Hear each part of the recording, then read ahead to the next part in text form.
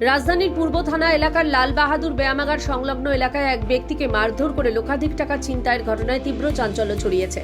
Police সূত্রে জানা গেছে, রাজেশ ত্রিপুরা নামে এক ব্যক্তির ভাড়া বাড়িতে পুরনো গাড়ি কেনার উদ্দেশ্যে নগদ 2 লক্ষ টাকা নিয়ে এসেছিলেন তার বন্ধু ধনঞ্জয় ত্রিপুরা।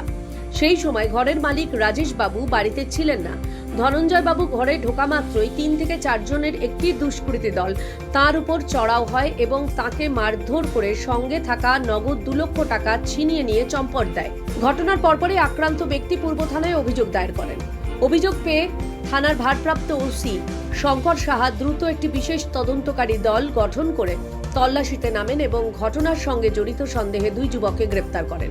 ধৃতদের হেফাজত থেকে ছিনতাই হওয়া টাকার মধ্যে 1,35,000 টাকা উদ্ধার করতে সক্ষম হয়েছে পুলিশ।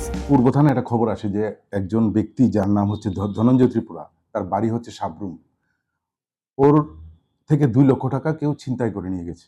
তো অ্যাকর্ডিংলি ভারপ্রাপ্ত যে ওসি আছেন শঙ্কর সাহা সঙ্গে সঙ্গে ঘটনার তদন্তে নেমে পড়েন এবং উনিও 2-3 জন অফিসার নিয়ে একটা টিম তৈরি করে সেখানে যান।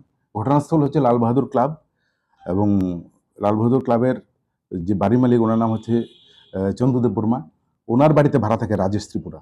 এই ধনঞ্জয়ের খুব ক্লোজ ফ্রেন্ড হলো রাজেশ। ধনঞ্জয় 2 লক্ষ টাকা নিয়ে রাজেশের বাড়িতে এসেছিল যেহেতু সেকেন্ড হ্যান্ড কোনো গাড়ি কেনার জন্য। সে টাকা নিয়ে যখন ঘরের ভিতর ছিল সেই সময় তার একটি সন্দেহ হয় কেউ না কেউ তাকে ফলো করছে। তখন সে সেটা বুঝে ওঠার আগেই 3-4 জন মতো একটা গ্রুপ ঘরে ঢুকে ওর থেকে জোরপূর্বক টাকাগুলি নিয়ে গেছে।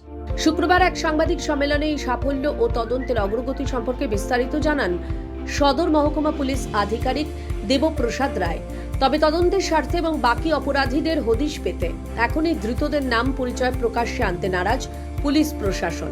সঙ্গে সঙ্গে পূর্ব থানার অফিসাররা ঝাঁপিয়ে পড়ে এবং এই ঘটনায় জড়িত 2 জনকে গ্রেপ্তার করে, যাদের বাড়ি হচ্ছে সিধাই এবং খেজুরবাগান। তো আমি তদন্তের স্বার্থে আমি নামগুলি বলছি না, কারণ আমরা আরও অ্যারেস্ট করতে হবে এই কেসে। তো ওদের পজিশন থেকে টোটাল 1,35,000 টাকা উদ্ধার করা সম্ভব হয়েছে। এদেরকে জিজ্ঞাসাবাদ করা হচ্ছে। ওদের দুটো মোবাইলও পাওয়া গেছে। আমরা ওদের জিজ্ঞাসাবাদে আশা করি বাকি নামগুলি পাবো এবং বাকি টাকাটাও উদ্ধার করতে সক্ষম হব। অন্যদিকে জনবহুল লাল বাহাদুর এলাকায় দিনের আলোয় এমন দুঃসাহসিক ছিনতাইয়ের ঘটনায় স্থানীয় বাসিন্দাদের মধ্যে তীব্র আতঙ্ক ও ক্ষোভের সৃষ্টি হয়েছে। ধৃত দুষ্কৃতীদের বিরুদ্ধে কঠোর থেকে কঠোরতম আইনানুগ ব্যবস্থা নেওয়ার দাবি তুলেছেন এলাকাবাসী। ত্রিপুরা থেকে দেবাশিস বোসের রিপোর্ট, সিএন ত্রিপুরা।